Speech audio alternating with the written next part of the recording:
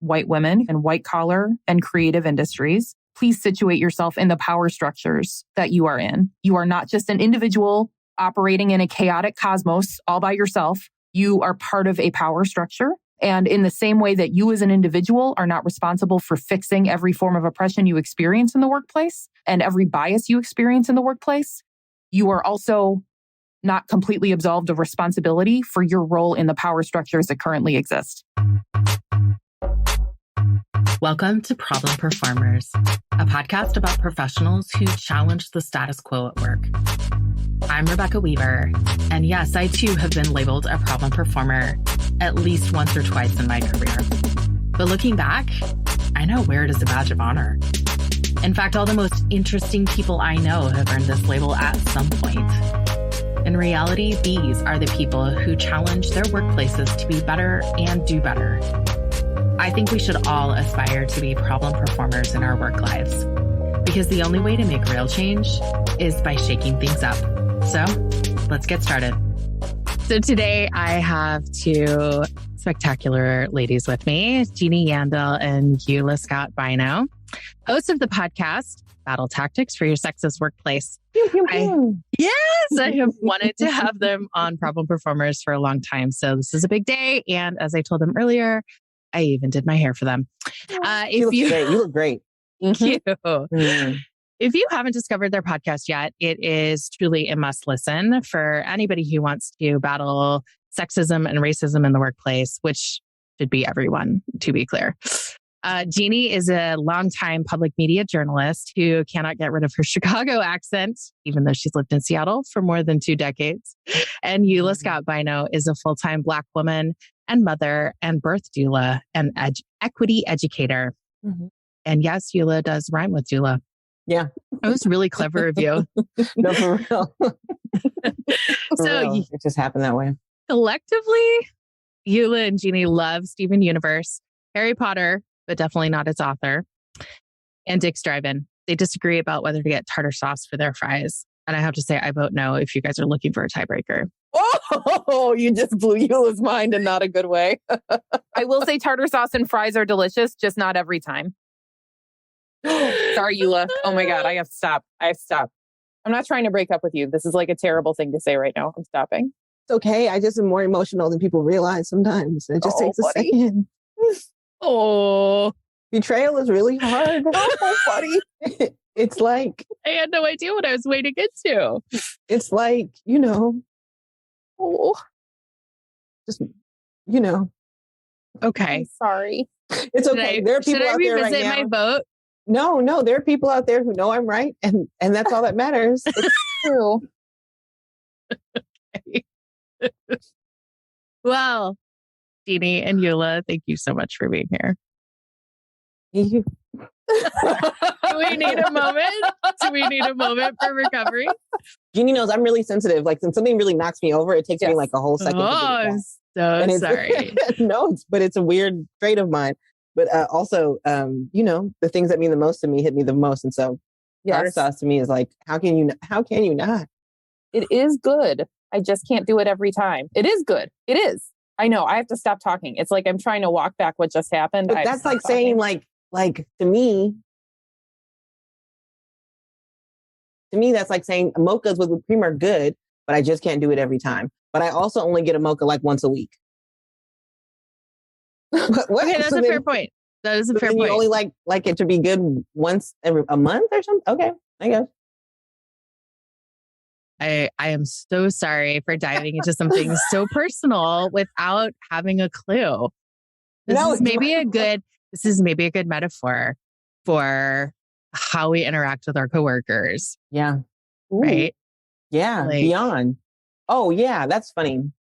Understand that an off the wall comment may hit somebody deep, like tartar sauce. Yep. And your stance on it. Yep, exactly. Truly. Could hit deep. And I mean, I think it usually hits more in the workplace with where do you affiliate? Like, what is your stance on MAGA? But for example, yes. Did we just equate that? Those two things we didn't, right? Or what's your stance on the Clintons? Oh my goodness. There you go. There you go. There's our tie-in. Yep. Yep. Even something as simple as like, what constitutes political and what constitutes not political. Absolutely. Absolutely. We don't have political discourse within our workplace. Yep. Yeah. No, and the thing that was interesting. Sorry, I don't want to jump right into the film. Should we jump into the series? Do you want to go? Yeah. So I, just as a little bit of a background for everybody, I have been wanting to dive into a conversation about this series it's been out for a few months now. But the American Crime Story impeachment series. And it is about the Bill Clinton affair. I will refuse to refer to it as the Monica Lewinsky affair. Right? Because that was one of my big lessons that we have learned over the past few years. But anyway, so for those who don't know, American Crime Story Impeachment is a narrative TV series, and it retells the story of the Bill Clinton sex scandal in the late 90s. It's executive produced by Monica Lewinsky, which totally blew me away because it seemed like she is finally getting an opportunity to tell her own story. She finally gets a voice. And to refresh, Monica was an intern at the White House, and essentially she and Bill Clinton had an affair. At the time, Bill Clinton was also under investigation for sexual harassment of Paula Jones when he was the governor of Arkansas. So Monica ended up telling her coworker, Linda Tripp, who she thought was a good friend, about their relationship. And then Linda Tripp recorded many conversations with Monica and ended up giving them to the FBI to aid the investigation. So, of course, massive media explosion. Monica became the butt of every joke, every late night, absolutely everything. And, quite frankly, it sounds like it basically ruined her life completely. And Bill Clinton got to stay in office and basically paid no consequences at all. So my question for the two of you is, in watching this show and revisiting this, did you have the same reaction I did? I don't know. What was your initial reaction? So my initial reaction was it felt kind of validating in a way, which is so weird because I was not personally involved, obviously, in this situation. But I think I have so much respect for Monica Lewinsky. I follow her on social media now. I, have watched her TED Talk. I've watched she's also done a documentary called 15 Minutes of Shame. Have either of you guys seen it? It's really good. But it's where she's, coming out and talking about online bullying and harassment and how it takes place and how things can go viral and just balloon out of nowhere. But I just have so much respect for her being here, quite honestly, and saying I now want to have control over telling my story. Yeah. I think that's really powerful for that she's able to step up and do that. I wanted to see that. I wanted to see how she would tell her own dialogue for it. I told Jeannie this when years ago now, I was talking to my mom about Monica Lewinsky in some vein, and my mom was like, and I was saying very much comparing her to the Me Too movement, right? Mm-hmm. And conflating her with it. And I was saying, the way Monica Lewinsky was done during, what happened with her and Bill Clinton. And my mom's thing made a point of saying, well, Eula, I should say at the time, my mom's would be 70. So, she's of that generation that was even judging in the series, right? But my mom was like, Eula, this was a consensual affair. And I was like, no, it wasn't. This was a young woman and her higher up boss. And, to my mom's credit, she probably said something along the lines of, maybe I should reinvestigate it with that new information of how you see it, not being consensual just based on the power structure of it all. But it when you watch the series, it does seem very consensual. Yeah, it seems very manipulative. Like he seems like a terribly manipulative dude, and she seems clearly fragile in a way because of her youth and her naivete. Yeah. But on the other hand, there are moments where it's like, what is going on here? Go the other way. Why are you doing that? Yeah. Your mom's going to be mad at you. She's not mad at you? Oh, okay. I want to tell her to run so many times. I mean, I think about it there. You literally cannot I cannot think of a more stark power dynamic in the workplace than the president of the United States and an intern. Yeah. Yep. A literal intern. Yeah. It's like power dynamic on top of power dynamic, right? Because he's the president of the United States. He has decades of experience on her, right?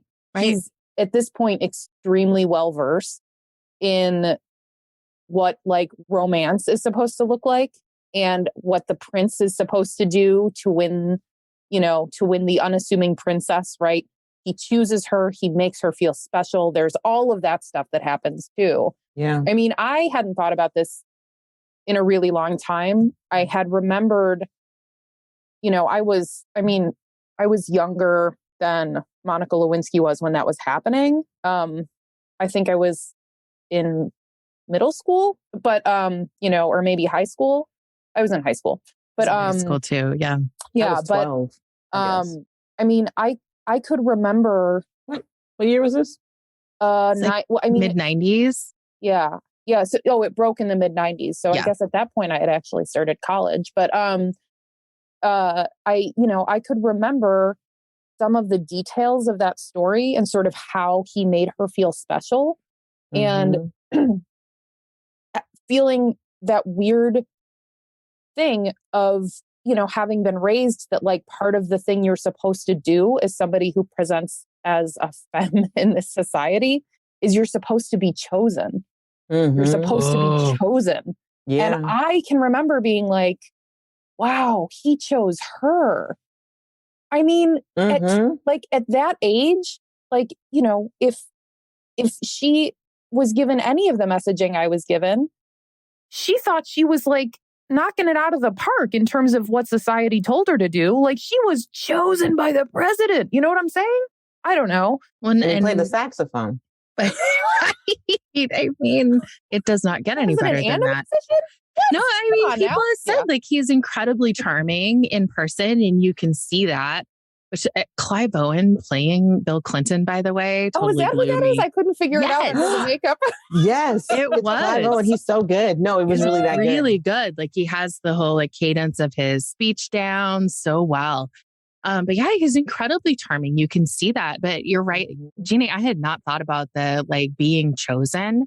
That is what we are groomed to, like, that is our goal, whether we recognize it or not. Like as young women, it is like, will you be chosen? And so all of the things, how we look, how we present, all of those things come down to like, will you be chosen by someone desirable?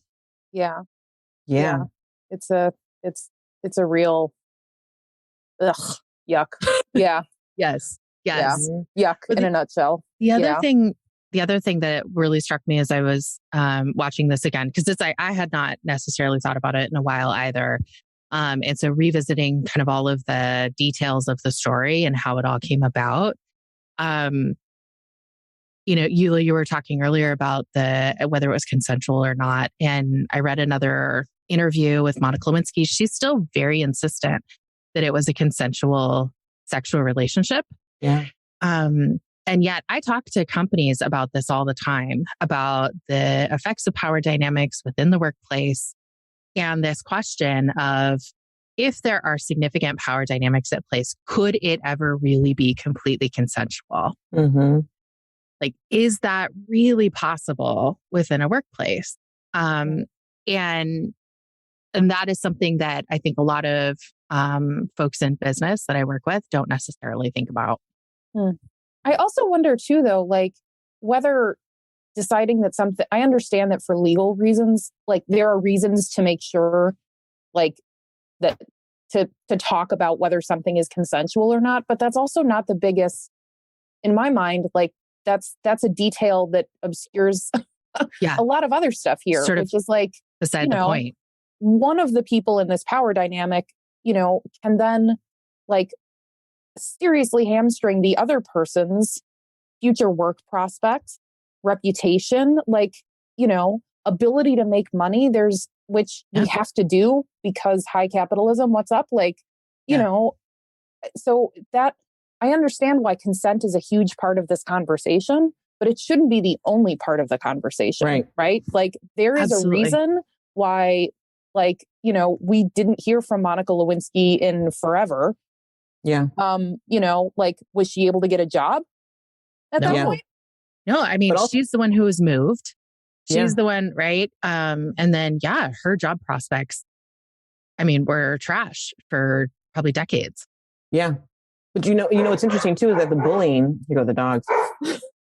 But the what do bullying, your dogs think about the impeachment thing? You know, I know they're like, this is, you know, the issue here is the bullying. It's not whether you're right. It's not whether or not you're consensual or not, because the consensuality is besides the point of what's at stake. You know, for her is everything. Yeah. For him, it's nothing. And when it boils down to it, even if she signed up for to be intimate with him, she didn't sign up to lose her entire life as a result of it, right? Right. And I think what's hard for me, there's a lot of things that are hard for me, right? Because as a Black woman, I have to make every single decision super consciously, right? And if I don't do it right, I could just fall off the planet Earth and, you know, be a one of them. That's literally just taken and disappears, or, you know, or other things that happen to Black women in America. But Monica Lewinsky to me did have choices. And I think that she might not have consented to being bullied, right? I think that's kind of what it goes down to me too, is like, you know, how wild it is to be in this position where the whole world is meaner than it's ever been. It's not somebody at your school or somebody in a town where you can just move. It's the whole entire country is sitting in judgment of you. But I also would think that everybody with some sense at the time knew that she didn't deserve the amount of criticism she was receiving. You know, it was predominantly coming from men who were bullying her about her appearance, you know, versus like women who were going like she was terribly wrong. Like, I mean, I think most women were going like Bill Clinton's cute. I wouldn't have risked it for him. I wouldn't have risked my whole life and my whole career for Bill Clinton. But like, if I was 22 and maybe, you know, had some low self-esteem around my appearance in this day and age, and there's a chance for me to feel better about myself and get like a little high out of it because it's Bill Clinton, like absolutely. But I think I would hope most people have some sense about it, and men don't. You know, men don't have an idea about how. I shouldn't say men, all men. I don't know about all men, but I don't think that, you know. Hashtag not all men. Not all men. But I don't think Jay Leno thinks like, oh, this has something to do with her self-esteem. Do you know what I mean? No. Like, and I don't think he thinks like this has something to do with her psyche. And so as a result, I'm going to be conscious of her psyche. I think they much more think like, you know, this is all about Bill Clinton. And from his perspective, you know, he was just using this young little girl and every joke was about how easy she was to use, you know? Yeah. Yeah. That really makes me think. I mean, I hadn't thought about this aspect of it either, but the notion of sort of conventional beauty and the role that it played in this. I mean, and this is something, you know, that has shown up in workplaces for, you know, for years, right? Forever is that, you know, like there was, you know, I remember like conversations about how unattractive Linda Tripp was, right? Yes. You know, how overweight Monica Lewinsky was. John Goodman played Linda Tripp in the SNL skits. Yes. Yeah. Yes. Yeah. Yeah. Right. And that, you know, that was right. That like, there's a reason for that. Right. Like, and there were, I mean, my God, like we could do a whole separate episode talking about the way that Hillary Clinton was ripped apart in the press for the way that she looked, the way Chelsea Clinton was ripped apart for how she looked. And she was the age of an actual 12. child. Yeah. Right. Yep. Yeah. Mm-hmm. Yeah. Yep. Like I can remember in the 90s, like dudes calling girls that they thought were unattractive, Chelsea. You know, I mean, that, I don't know, that piece of it that, you know, sort of self-esteem linked to how particularly men see you, right? Yeah. And the power that exists there, you know, that is also a real workplace issue. That is something that, you know, that has existed for a long time in workplaces, unfortunately. Yeah. So, yeah, I hadn't thought about that in a long time either. Mm-hmm. But that was very much at play with this. Mm-hmm. Now I have to go back to bed. It's nice to see you both. Good night. See you later. I mean, one of the questions that just keeps coming back to me is like, how did we get it so wrong for so long? Mm-hmm. Oh, I love that you put it in the past tense. Right. That's maybe optimistic to put it in past tense. Yeah. We were young. Not all of us. We were young in the first place. And there were people who were older who did get it, right? But they just probably didn't have the internet presence or power to say other things. And the structure has always been, patriarchy, patriarchy, patriarchy. So, we were all trapped in the matrix, the patrix. Yeah. Matrix. The patriarchics. Yeah. I love it. And so, we were just surviving it. I mean, to grow up under it, and then at least we're taking the time to, I guess, look back a little bit and reflect. Yeah. I think that, the way forward is with, combing through the past. And so it's nice that we're considering it. But, I think the series in a lot of ways didn't do the justice it needed to do to have all the conversations it needed to have. You know what I mean? I think the series just opened up the can of worms to say, like, Monica was flirting and Bill was, took the bait, and Hillary stood by her man until she couldn't. And then it was too late. You know what I mean? Like, what? Which is very different than, a little girl with low self-esteem saw like the king of the land, and she acted like a child in front of him. And then he acted like a child in front of her. And then the only adult in the room was like, I'm not going to put either of you on timeout. In my mind, Hillary's the adult. What? Is that it? Maybe. Hillary was just like, I'm going to ignore this. We're going to move on. Yeah. I mean, have we made any progress in the past 25 years? Oh, I was going to say, I feel like I'm not as involved in this because as a woman of color, I don't get to be like at the crosshairs of all of this really white interaction. So my thought is like, I can't answer that. Jeannie, cannot wait to hear your answer. Like literally, I was like, have white women moved forward? Is there a step forward that they've been in where this one, what? Oof. Eula. I mean, oh man. So when you were asking that, Eula, I immediately thought about how Linda Tripp is portrayed in this. And the many different ways that white women in this show, and probably in reality too. I mean, I have a vague memory of the coverage of this in the 90s, and then I have this show, and I have the Slate podcast Slow Burn about this as well. That's those are the things I have here. Yeah. But there are so many different white women who show up and say, I'm here to support other women, or they accuse other white women of not supporting them in the workplace. Right. And, no, I'm not, I don't know if we as white women have gotten any better, because I think that we still use our whiteness to gain proximity to power in patriarchy. I think that we still weaponize the notion of supporting other women to our own advantage. And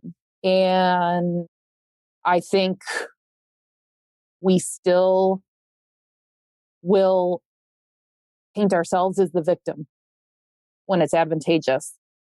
So, I don't know if we've learned anymore. I came into this thinking about the pattern of protecting the most powerful genius in the room, regardless of the poor behavior he's displayed in the workplace and the people he hurts, right?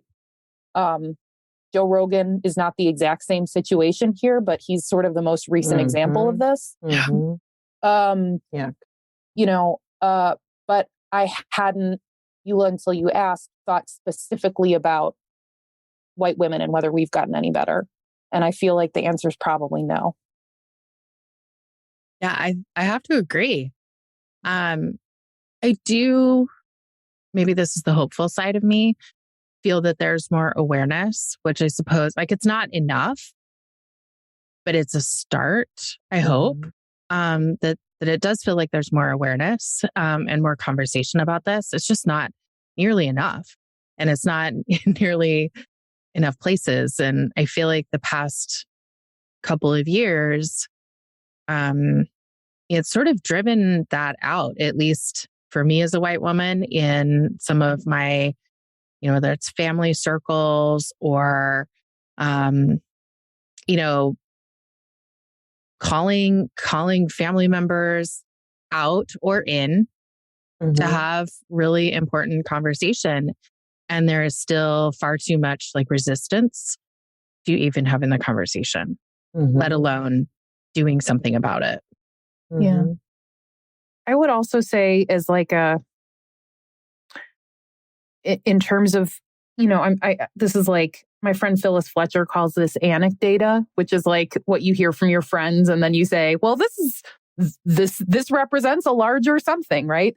But the anecdata that I have experienced about white women, like in terms of workplace structures, is that in large part, we refuse to recognize the power dynamics at play.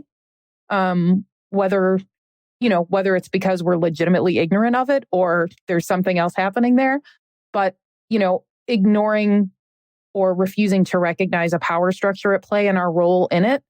And it was Rebecca, you talking about family stuff, like made me think of this actually, like, because it in the workplace, I feel like it's pretty similar, like, refusing to acknowledge that and acting as though this is an individual situation, then allows us to talk about our own feelings and our own discomforts as more important than they actually are, in terms of the harm that can actually be caused. Like Linda Tripp when that dude committed suicide. Yes. How she was like, this is about me. And it was like, what? Yeah. This dude was like a whole adult. Yes. He has a family. Like, you think he did? Okay. His secretary? This is your storyline. This is she censored herself again and again and again and again and again. And again. Yes. And yes. It was weird. But Jeannie, when you were talking to, I appreciate what both of you guys said, by the way, made me think Linda Tripp, of all the people in the story, is dead, That's and true too. The way stress sits on your body and the way that kind of like self-centeredness, what harm it does to us internally, And I don't know anything about what led to her early demise. But my point is the way her discomfort seemed to be within her skin, because sis was living large, right? Like I thought she's trying to. What luxury she had. Yeah. I didn't see any reason to be happy. I didn't see joy in her home, right? But on the other hand, it's like she had everything there. She just didn't go for joy. She went for, the other side of it. And and centered herself over and over and over again with that dude's suicide. That was wild. Yeah. Yes. Yeah. Also as a a person who was, I think it happened in 96, right? Or was the second, 94, 95. So I might be 10, 11 when this is happening because I'm born in 84. And so also as watching the series and it's starting there with like some guy in office committing suicide during the, the Clintons first, what do you call it, term? I'm watching as a political buff today going like, what? Like, this is huge. If this happened during like a Trump or like Obama era, a suicide would be gigantic. Yes. And so I got why people have such weird mixed feelings around the Clintons and how Rush Limbaugh was coming into play at that time. Yep. Oh my God. So much, so many little seeds were planted in this series that really speak to how we interact with government today, For sure. Well, and I think too about, it felt like a little peak where they have Ann Coulter, and how much orchestration there is for some of what happens politically as well. That was really, really eye-opening to me. That was definitely something I was not old enough to like really hone in on at the time that it happened. Mm-hmm. Yeah. No, I'm with you. Yeah. It's really nice to see that stamp in time because it was just a historic time. And it's nice to have a little bit of more of a glimpse into it. But, you hope that in the next 10 years, if we ever really look back on it, we look back on it with, less rosy lenses even then and really look at who the characters were in their lives. Yeah. Yeah, I do. It's like there has never really been accountability for, for these gargantuan power struggles that occurred, you know, and they're like, I mean, what the hell does accountability even look like? I mean, the thing that one of the other things that struck me with this, it was like how many of these people would argue that essentially they are mission driven, right? Like they're doing this because of their patriotism, whatever sort of piece, except for probably Matt Drudge, but like, you know, like every single person here is making an argument about like, I have a vision for what my country should be. I think that you know, and I'm fighting for that, right? And so I'm ended up like at a much where the stakes are much lower.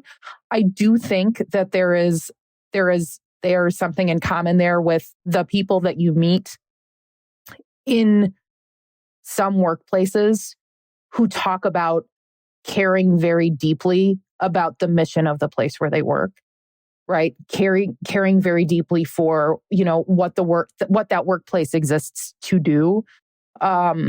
You know, as though that excuses some of these other things, like, oh, I just care so much. You know, at a much lower stakes, like don't have nuclear weapons level. I feel like I have seen that happens a lot in public media. People will sing the missions, you know, the praises of the mission of public media all the live long day, as though that excuses a lot of the things that we've gotten wrong over the years. You know what's the trick with Joe Rogan right now is this $900 million. How much is he getting paid? He gets paid $100 million. $100 million contract. And sorry, first let's laugh at how much money that is. Right? Sorry. Yes. Right? Ridiculous. That's a stupid amount of money. That's just a stupid amount of money to give a single man for a podcast. Okay, hold on. Oh my God. Yes. Well, and then Spotify says, no, we're not a publishing platform. But that is very funny. That is very funny. What you just said is very funny, Rebecca. Our planet and the way they like to run jokes by us is hilarious. Okay. Yes. But what I was going to say is that the idea that they're saying like Spotify is like, we're going to keep paying Joe Rogan. We don't want to like blow our money on that. But we'll put another $100 million into, because his ads bring in so much money, and we'll put $100 million into people of color counteracting his voice. Right. It's like, right. What are you talking about? Are you going to give it to us now? Like, are you literally just going to like comb through your every podcast that you have and just cut people a check? Are you going to create more campaign ads for those companies to be able to make $100 million revenue per year, just like him? Because if we're talking about bringing me money, then bring me some money, but don't just spread it wide and clear out there to the next plantation that you're building. and then be wondering why we're all so confused why we don't get to be in the big house. Well, because you only got 30,000 of that. I only got 30,000 of Joe Rogan's $100 million settlement. Yeah. It's just so ridiculous.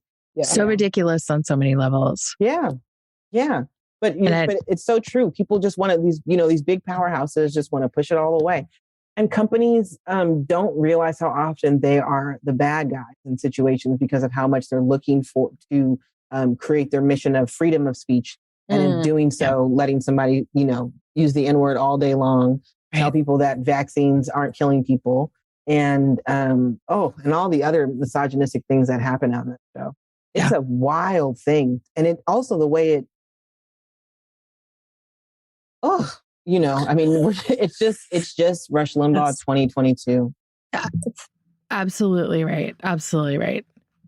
Well, so this might take us down a rabbit hole, and apologies if it does, but I have to say it because I just saw a clip of Joe Rogan interviewing a public health official. His name is Michael Osterholm. He's become incredibly well known. He's an expert on infectious diseases. And this was dated 2020, I believe. And so he's interviewing him on the podcast, and they're talking about vaccines, and they're coming, right? So it was that time when they hadn't been quite released just yet, but they're coming and blah, blah, blah. And Joe Rogan is saying, I just wish that everybody knew what a miracle breakthrough vaccines are and what they've done for our country and blah, blah, blah. I mean, it's just so pro-vaccine, not even 2 years ago. And so, like the grift, it just... Yeah, everyone was, though. Everyone was on timeout for so long, they wanted anything. And then when timeout didn't require you to get a vaccine, like when you could come back into the game without getting a vaccine, and people realized it, and they got freaked out. They got freaked out. This government's been so wobbly for so long, nobody trusts it to stand on. Yeah. But, I trust science and scientists. Yeah. Right. I trust educated people who have gone to school way longer than me to study one single thing. Yeah. Absolutely. I want to point out too, like, Eula, that line you drew, like Rush Limbaugh, Joe Rogan line. Okay, the Rush Limbaugh to Joe Rogan line is, there is still this piece of and it's, largely white, cisgender, straight dudes who are like, or at least straight appearing dudes who are like, I'm just here to ask the question. It's just important that somebody asks the question, which is another example of like not taking responsibility for power dynamics that are at play and your role in them, and pretending that you as an individual are the most important thing here. Mm-hmm. Like, yes, it's really something. Mm-hmm. We have so many examples of this. Like, I don't know. Like, I feel like as white women, we've had plenty of time to say, that is a garbage example. I'm going to go ahead and try something different. We haven't really done that yet, all as a group, ladies. No. But, Kavanaugh's on the Supreme Court. That's really another example of being like, we just have to ask the question. That's the most important thing. Mm-hmm. And it's truly, really 100%edly not. Like, yeah. This like totally false expectation of the both sides argument. Like, no, both sides do not need or get equal airtime. Well, and the magical thing about the both sides argument, as somebody, part of my job is to edit stories and ask, like, what's the tension? What are the stakes? Like, a very easy way to manufacture tension and stakes is to just come up with something on the opposite side of what's happening and then say that we need to hear both sides of it as though they're equal. Right. And both merit time and consideration. Mm-hmm. I mean, for Pete's sake, did we not learn from climate change? Mm-hmm. Like, yeah. No. I mean, the answer is obviously no. We have not. No. Yeah. But what's the guy's name too who's running the whole anti-Hillary like court case? What's the one who's like he's still in Ken Starr? Oh yeah.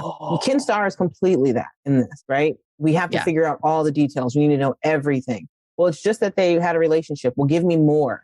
Give me more. Give me enough that I'm able to make something of something. And it's just too much. It's too much. I don't know. I hope we can make some steps forward. I feel like there are so many women-owned businesses in this future that it's really beautiful. And I think of white women-owned businesses as well. When I think of that, I include white folks in that.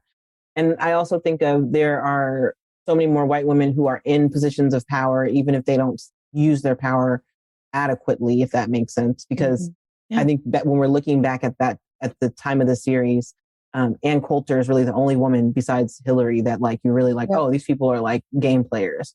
And now I think, well, there are more women who, have voices in media, have voices in politics, have voices in all these different spaces. I just do think that we're still focused on the wrong thing completely in most workplaces and most, in government, because we're focused often on profit, and versus, taking care of the whole person. Yeah, that's a really good point. I mean, there is definitely incentive to paying attention to where the power is and trying to align yourself with it. Yeah. Yeah. Because Monica definitely thought she was going to get a better job out of it. You know what I mean? Like, weirdly, she was like, this is going to work out for me in the job world. Like, in my head, where again, I would be like, listen, I got to get another job. This dude's trying to ruin my career. He's trying to take me down. I can't do it. He's about to get me fired. I'm about to get murdered out here. I'm going to disappear. Like, I would be thinking House of Cards was about to happen. Well, it's too bad that it was not available at that time. Right. But, yeah. I mean, so much of that feels like now it's based on the Clintons. Like, so much of that energy feels like it's based around how the Clintons felt like they could manipulate and move around everything. But then again, politics and the news media moves so differently then without the internet that it was probably so easy to manipulate. if you're like a good looking white man, like you can get the media to do anything you wanted to do. Yep. Oh my gosh. And then we got Trump. Okay. I get what's happening. It's all connected. How's Chelsea doing in all of this? Like, is there an origin story there? She seems to be doing relatively well these days, at least all indications.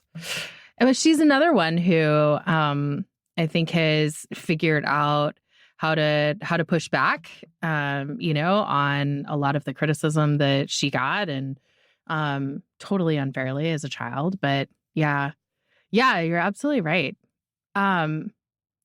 So I could talk about this for ages with you guys. But I wanted to ask a couple more questions. You both have such amazing perspective on how power in our culture functions, and how it affects the workplace. But I want to talk for just a minute about you and your work lives, if you don't mind. So I named this podcast Problem Performers for a couple of reasons. Number one, all the most interesting people I know have been labeled a problem performer, most of them multiple times. And number two, because I want to really flip that. I mean, we use that term, problem performer. Monica Lewinsky got labeled a problem performer, right? It's one of the tactics that's used to push people out when they've become a problem or when they're speaking up or what have you. So I would love to ask, like, if either of you have stories to tell about having been labeled a problem performer yourself. Yeah, plenty of times. Plenty of times. I think most workplaces have lots of kinks in them. And I'm one of those people that goes in and when I see the kinks, I really want to fix them. Some people don't. Some people get a job and they're like, this place is really messed up. I can just disappear. I can be that, those memes where, I don't do anything at work all day. Have you seen those videos where people are joking about how they're literally at work sleeping? I am the complete opposite. I came here to work and I want to see exactly what the flaws are. I want to figure out where the injustices are. I want to figure out if we're doing the right thing. And ideally the job is for the community. I really didn't know that there were jobs outside of like community service jobs until I was, I guess really, really grown up. Like, you know what I mean? I probably was in my in my 30s before I was like, you can get jobs where you just like create stuff. Like you can get a job where you just make like taco stands. Those things that hold tacos, like that's a career. You know what I mean? Like, I didn't know you could come up with stuff like that. I thought that you had to think of something that was going to help someone abolish a problem. Yeah. And so it's been interesting kind of realizing that for a lot of people, it's just that. But for me, I've been written up a million times. My favorite story, and Jeannie's heard this, I believe, is when I was fired from Starbucks for being racist. Okay. Yeah. Okay. Yeah. So I worked at Starbucks really close to my house and it was a good job. And in the sense that I really liked it and my coworkers and my regulars, I think it's a good base.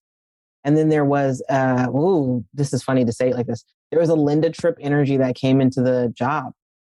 This older white woman came on who had just gone through a divorce and she had never worked before. And in the divorce now had to work. And she was coming from an island daily. I don't remember which island she was coming from, but she had to take a ferry to then take a bus to then arrive in like a gentrifying neighborhood, like literally kitty corner to like one of the largest crack corners in Seattle. Right. So she's dealing with all of this change in her life as I'm just sitting there like 2021 selling coffee. And there was this guy that came in one day and he was talking about how the kitty corner to us was getting more attention. And as it was getting bought out and remodeled, there's a big, complex there now, housing complex there now, but apartment complex, I guess people would say. But at the time, it's still like, crack central. And so he's saying like, I'm so excited that things are changing and like we're getting cleaner, blah, blah, blah, blah. And my response was just like, we've always wanted it to be that way. We just didn't get the responses we asked for. People would call for help. The police just might not come. We would ask for change. It just wouldn't be opportunities, and these people aren't getting cleaned up. They're just getting moved out. Right. And so I just made that point pretty casually to me. But this woman was working with me and just was waiting for the moment that I would say something to like, that to her was was like completely insulting. And now as like as a complete adult, I totally see like all of it. Do you know what I mean? I see her super insecure, hiding in the corner the entire, like every shift. I see her unversed with like conversation with random people, period, because she's been boxed into, white woman structure forever. She was super petite, you guys. Like she was probably like 5'1", 5'2". All that stuff matters with like how you present in this world. So like in me having this conversation with this person that to me is like dinner table talk. Yeah. Right? To her is like, what the fuck? This woman's talking a revolution. And and she's making it seem like we're wrong for wanting to do better. And so when I got let go, I just kind of, I just took it as what it is. But I've been fired for other stuff, I didn't but in that situation, I feel like she learned what she needed to get out of it. And I learned a lot as well. Like I learned how I needed to, like what this workplace is for women of color. I learned like, the last thing you want to do is like trip on a trip, It absolutely infuriates me to no end that we act like being labeled a racist is worse than the actual racist act itself. Like, so when we call out, very fairly call out what is actually happening in the world, but we white people love to act like being labeled a racist and oh my goodness, that's like the absolute worst thing you could do is label me that. And that is so much worse than the actual act itself. But also it's like, it's such a gaslighting situation too. Yes. You know what I mean? Yes. And it's like if somebody walks into a space and says like, this space kind of smells bad. And somebody goes like, why would you say that? You need to get out of here.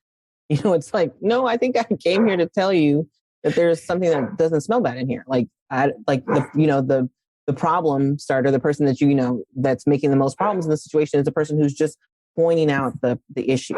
And I think that the hard part is most people don't know if they're the person passing gas or not. You know what I mean? So they're literally going, like, I don't want anybody to call me out because it's been a few days since I showered. And it's like, but we could all just take a shower. Like, we don't have to have a contest of who's the worst person in the room. We can just all get a fresh start. God, I love that. Jeannie, how about you? Have you been labeled a problem performer? Boy, if I have, I don't know about it. Nobody's told me to my face. And I think and I don't know if it's held me back, which means, and the other thing that occurred to me is that if I didn't look the way I looked, like, pretty, like fairly unassuming looking white lady with glasses, probably wouldn't get away with some of the stuff that I have gotten away with, just to be really honest. Right. Yeah. So that's, I think part of being labeled a problem performer, it's as much about the person giving you the label as it is about you and your actual performance. Yep. And for whatever reason, perhaps I've been labeled that behind my back, because that's the other piece of it, right? Is like, you assume that you're going to get this feedback directly to your face. But part of the weirdness of workplace power structures is that your boss or someone with more power than you can talk about you to someone else. Yep. And that can be just as damaging as sort of having something on a permanent record or part of your annual review or the reason you were let go of whatever that is. So, nothing has ever been said directly to me. And so it's weird to not be able to have an answer for that. But I also feel like I probably get to get away with stuff because I look like somebody's mom. Totally. Seriously. I think that's totally right. I would say and you don't look like this woman to me, but like if somebody, is like, I don't want to Google her face right now. I would say like, the woman who in WandaVision worked for the FBI as a tech person. That's what Jeannie gives off. She's also used to be on like CSI or something like that. I'm trying to remember which one you're talking about. She has glasses, the white lady with glasses. Damn it, I can't remember. I've watched it like 5 times, but I can't remember. The one she's helping the Megan black is woman? saying in the comments, Dottie? Is that her name? I can't remember. I think man. you're probably right, Megan. Okay. So okay, I'm gonna have to Google it now. She goes in with him when he's in the carnival. Wait a minute. The one who was also in Thor? Like, she's really young? Yeah. And she's like a techie guy. That's super nice, man. She's super smart. Thank you. Well, yeah, I would say, but you know what? My next thought was like everything you said. I was like, yeah, because Jeannie gives off like smart techie person that's going to get the job done, right? So you give her the work, sure. She's going to get it done, no matter what. Like I'm saying, just your presentation, Jeannie. Like your presentation to get the work done, whether or not you can get it done or not. That's beyond the point. And then because in my presentation is like, I'm here to start some shit. No matter what, when my hair is straight, it's a different energy, right? Because I can put on different drag. But this drag today is my everyday drag is much more like I'm here to like encompass some fire in this space. But then the flip of that is I could totally see what you said too about people not saying things to your face, because I think when you ruffle people's feathers with how visionary you are. Does that make sense? And I think that like sometimes it's kind of annoying when someone has a really good vision and does really good work, but you just didn't want to go there. Yeah. And so I think that's the scales often with you of like even that woman in Dottie in WandaVision is like, Dottie has an idea of what everybody needs to be doing. And eventually she has to like literally like leave the main team and go off and do her own thing because they're going like, listen, she's going to do the work. Keep her on. Just go give her own room to work in. She's going to go interrogate these videos by herself. Oh God, she's figured it all out. Now she wants us to lead us. We haven't even told her what this job is for real. Like we're trying to scam, a new android out of this whole thing. And yeah, there has to be behind the scenes conversations about you, about how good you are and how much they have to keep you in the dark. Oh my gosh. Ooh. You've come like full circle multiple times on this. I'm loving this. I do have to say, like, I was trying to figure out who you were talking about, and I Googled WandaVision, but the first thing that came up is WandaVision's secret FBI propaganda. I feel like that's a whole other rabbit hole we might need to go down at some point. We may need the FBI really, they're not like a real like body of people that I care about. Maybe our next episode. Yes. Yeah. Okay. So this has been amazing, ladies. I do want to ask you, I know with your episodes, you will frequently like wrap it up because it is the battle tactics for your sexist workplace. Are there a couple of tactics that your guests have shared that really stand out for you for the workplace? It's a good question. I think about tactics for Monica. And I think like, one, Monica needed to disclose her relationship way earlier. The minute it became intimate, she should have told somebody and written down and left it at that. I think, I just wish HR was all over this so much sooner. I wish the one woman who was a receptionist, the Black woman receptionist, would have gone to HR sooner to say of how the little things she became aware of. Yep. I would say a tactic is don't become intimate with an employee within the workplace at all. For me, I would never be intimate with someone in the workplace with like a period behind it. To me, it's a separate space. And if I really found someone that calling, I think I would get out of the job first before I cross that boundary, just because I wouldn't want to it to affect my career. And I think it does. I think that's the main reason for me. And I think any other tactics I would have, I would say for Linda, yoga. And a therapist. Find a life outside of work. Right? Seriously. Yes. And a therapist. I would say, I would start with yoga and a therapist. And I would pray that by the end, she was like a regular skier. Oh, yeah. Yeah. I mean, I think one of the things that I heard at the very beginning of making battle tactics, which wasn't necessarily a tactic, but it became something that Eula and I talk about in every episode. And it's part of it's part of how we think about episodes now, is something that Ruchika Tulsian said to me when I called her to ask to be on our very first show about gender pay gaps and how to negotiate a better salary for yourself. And she was like, so I'm really hesitant to do this because the thing that I don't want to convey is that it is up to an individual who is already facing multiple intersections of different kinds of oppression to fix their own problems in the workplace. And I was like, wow. I mean, that like lodged itself in my brain. And that's, you know, if I were to turn that into a tactic, it would be the thing that I've already said a bunch of times, which is like, you know, particularly, I mean, if I think about the audience for battle tactics, I'm not sure what the audience is for problem performers is, but, you know, at least before we went independent, our audience was largely white women who worked in white collar and creative industries. Yep. Please situate yourself in the power structures that you are in.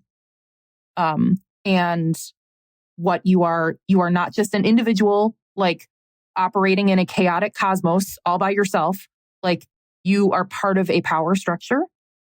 And in the same way that you as an individual are not responsible for fixing every form of oppression you experience in the workplace, and every bias you experience in the workplace, you are also not completely absolved of responsibility for your role in the power structures that currently exist.